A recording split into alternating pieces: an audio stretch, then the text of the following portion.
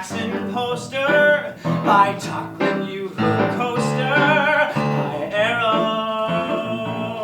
by bow, by room, I gotta go.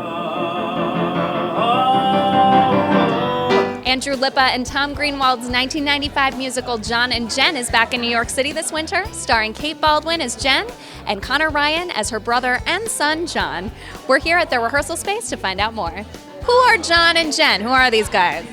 John and Jen in the first act are brother and sister, and then in the second act they are mother and son. They grow up throughout the turbulent times of post-war America, all the way from the 50s through the 90s. And Tom Greenwald wrote a 25-page document he handed one day to me called John and Jen. I said, "What's this?" He goes, "We just read it and let me know if you think this would be fun to turn into a musical." And he'd written a bunch of lyrics and a bunch of scenes, and I said, "Who are these people?" It gave Tom the notion that we should write about a brother and a sister. He has a brother, but I have a sister, and she's 6 years older than me, just like the relationship in the play. So some people think it's autobiographical, but it isn't. This musical is interesting because it's just two people up there on stage. I mean, how have you guys been working together so far? I've done 2 other musicals that were just 2 people, and what I remember is there's nowhere to hide. You have to be there, be present at all times. But then also that creates a really wonderful bond you can have with the person that you're playing with. You should see this kid, your namesake. I wonder back when I did that, if I knew that every time I'd call his name, I'd be there again, pushing you away, and that shitty goodbye, and that terrible day, and all that I know is I won't fail my son the same way I failed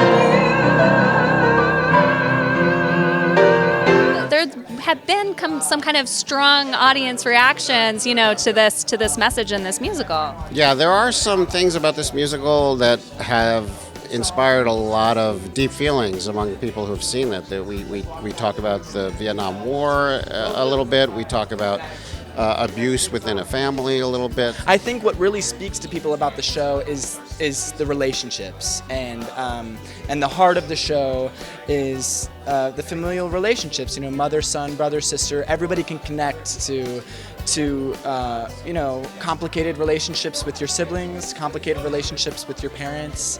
I think that's really why the show has the following that it does. Andrew Lippa seems to love to make you span 40 years in his musical.